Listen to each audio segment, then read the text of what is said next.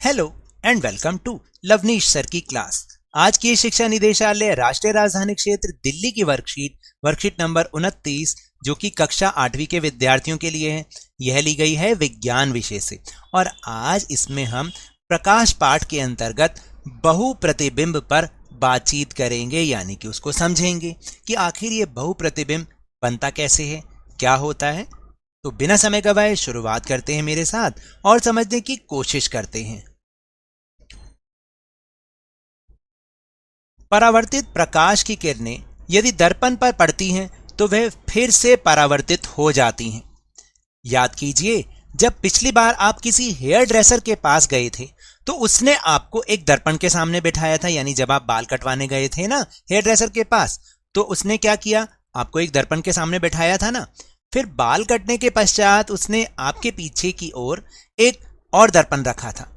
इस दूसरे दर्पण की सहायता से आप सामने वाले दर्पण में यह देख सकते थे कि आपके बाल कैसे कटे हैं।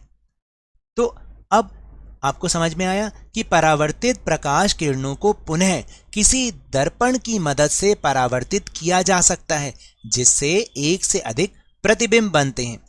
और प्रतिबिंब की संख्या दर्पणों के बीच के कोण पर ही निर्भर करती है। यानी कहने का मतलब ये है कि जैसे आपको पिछली बार हमने समझाया था कि समतल दर्पण में प्रतिबिंब कैसे बनता है कि जब प्रकाश की किरणें दर्पण पर पड़ती हैं तो वो वहां से परावर्तित होकर हमारी आंखों में जाती हैं, और हमारी आंखों में जब वो पड़ती हैं तो हमें अपना प्रतिबिंब नजर आने लग जाता है। लेकिन यही प्रकाश की किरणें, जो परावर्तित किरणें दर्पण से टकरा रही हैं, जब वो दूसरे दर्पण से टकराती हैं तो वो एक से ज्यादा प्रतिबिंब बनाती हैं। ठीक है, आपने कक्षा 6 में पेरिस्कोप यानी परिदर्शी के बारे में भी जाना होगा। ये पेरिस्कोप आखिर होता क्या है।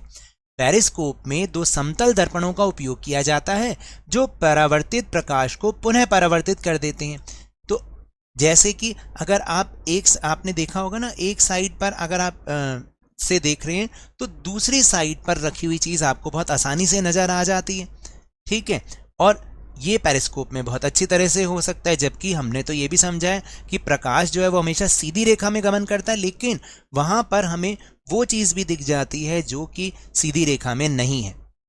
तो ये कैसे होता है, ये इसी बहुप्रतिबिंब के द्वारा होता है। जो परावर्तित किरणें होती हैं वो टकरा के फिर दोबारा से परावर्तित हो जाती हैं और एक से ज्यादा प्रतिबिंब बनाती हैं। इससे हमें ये पता चलता है कि हम ऐसे चीजों को भी देख पाते हैं। पेरिस्कोप का उपयोग पनडुब्बियों, टैंकों और सैनिकों द्वारा बंकरों में भी किया जाता है ताकि वे बाहर की उन चीजों को देख सकें जो उनकी सीधी रेखा में नहीं है। भाई आपने पनडुब्बी देखी है, वो तो हमेशा समुद्र के पानी के नीचे ही होती है। अब वो बाहर की दुनिया कैसे देखें, अब देखने के लिए तो उसे ऊपर आना पड़ेगा। तो वो पेरिस्कोप लगाते हैं जिससे उनको बाहर की चीजों का जायजा आराम से लग जाता है। बहुमूर्तिदर्शी कैलाइडोस्कोप में बहुपरावर्तन से भांति भांति के आकर्षक पैटर्न या प्रतिबिंब बनते हैं। क्या आपने कभी कैलाइडोस्कोप देखा है? नहीं देखा तो आप उसको घर में भी बहुत आसानी से बना सकते हैं, कि जिसके अंदर अगर आप कांच के रंग बिरंगे टुकड़े डाल देना तो हर बार एक नई आकृति बनती है। कैसे बनाते हैं, चलिए देख लेते हैं।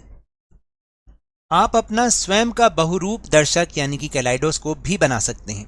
तो उसके लिए आवश्यक सामग्री क्या चाहिए, 3 समान आकार के आयताकार समतल दर्पण स्ट्रिप्स, 2 त्रिकोणीय कांच के टुकड़े, कार्ड शीट और सेलो टेप या फिर रबड़ बैंड। जैसा कि चित्र में आपको दिखाया गया, बिल्कुल आप चित्र के हिसाब से इसको बनाना शुरू करें। उसमें जो सामग्री दिखाई गई है बिल्कुल आप वैसे ही बनाएंगे ना तो आपको बहुत ही बढ़िया चीज मिलेगी।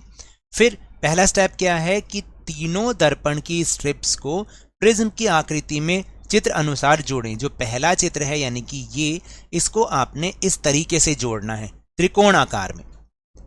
फिर त्रिकोणीय ट्यूब पर रबड़ बैंड या सेलो टेप लगाकर फिक्स करें।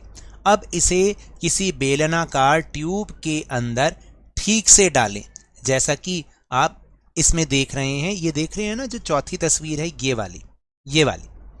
तो इससे आप क्या करेंगे, अब इस बेलनाकार ट्यूब के एक सिरे पर त्रिकोणीय कांच की पट्टी लगा दें, जो एक त्रिकोण आकार की कांच की पट्टी लगा दें, और दूसरे सिरे पर एक और ग्लास प्लेट लें और इसी ट्यूब के अंदर थोड़ा सा अंदर की तरफ लगा दें। अब चौथा स्टेप, ये 5वां नहीं है बच्चों, ये चौथा है। ठीक है, अब इसके ऊपर बहुरंगी चूड़ियों के टुकड़े रखें। जैसे मम्मी की आपकी चूड़ियों के टुकड़े होंगे छोटे छोटे और वो भी अलग अलग रंग की, तो आप उनको रखें। ट्यूब के इस छोर को एक अन्य ग्लास प्लेट के साथ ट्रेसिंग पेपर के साथ कवर करें और कार्ड शीट के एक टुकड़े के साथ ट्यूब के दूसरे छोर को कवर करें और केंद्र में एक छेद करें ताकि इस छेद के माध्यम से अंदर का दृश्य देखा जा सके। बहुमूर्तिदर्शी तैयार है। छेद के माध्यम से झांके और सुंदर पैटर्न का मजा भी लें। तो इस तरह से आप अपना बहुरूपक दर्शक या कैलाइडोस्कोप बना सकते हैं। चलिए अब स्वयं को जांचने के लिए कुछ प्रश्न उत्तर। तो पहला प्रश्न है कि पेरिस्कोप क्या है और इसका उपयोग कहाँ। तो देखिए, पेरिस्कोप में दो समतल दर्पणों का उपयोग किया जाता है जो परावर्तित प्रकाश को पुनः परावर्तित कर देते हैं।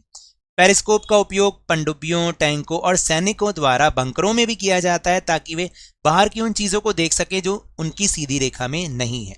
अब प्रश्न नंबर 2 है कि जब आप हेयर ड्रेसर के पास जाते हैं तो आप अपने सिर के पीछे की कटिंग कैसे देख पाते हो। तो देखिए, जब हम हेयर ड्रेसर के पास जाते हैं ना, तो वह हमारे सिर के पीछे एक और दर्पण रखता है। इस दूसरे दर्पण की सहायता से सामने वाले दर्पण में यह देखा जा सकता है कि सिर के पीछे की कटिंग कैसी हुई है। तो इस तरह से हम अपने सिर के पीछे की कटिंग देख सकते हैं। फिर प्रश्न नंबर 3, देखिए प्रश्न नंबर 3 है बहुमूर्तिदर्शी बनाने की विधि का वर्णन करें। तो वो अभी हमने बहुत ही अच्छे से पढ़ा है। तो आपने उसको 1 number step, 2 number step, 3 number step, 4 number step, इस तरीके से पूरा ही इसको लिखना है।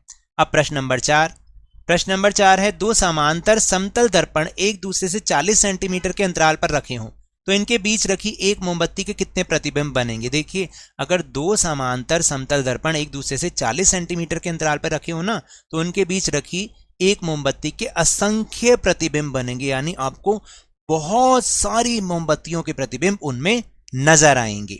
तो ये तो थी आज की वर्कशीट। अगर मेरे इस तरह समझाने से अब आपको समझ में आने लगा है तो इस चैनल और वीडियो को लाइक कीजिए, शेयर कीजिए और अगर आप नए हैं तो सब्सक्राइब भी कर लीजिए।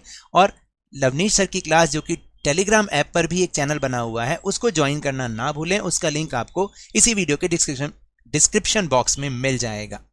लेकिन ये भी याद रखें, घर से बाहर निकलते समय, खासतौर से स्कूल जाते समय मास्क अवश्य लगाएं और जब भी आपकी बारी आए कोरोना का टीकाकरण जरूर करवाएं, क्योंकि कोरोना को हराना है और जिंदगी को एक बार फिर से सुहाना बनाना है। इसी उम्मीद के साथ बहुत बहुत धन्यवाद।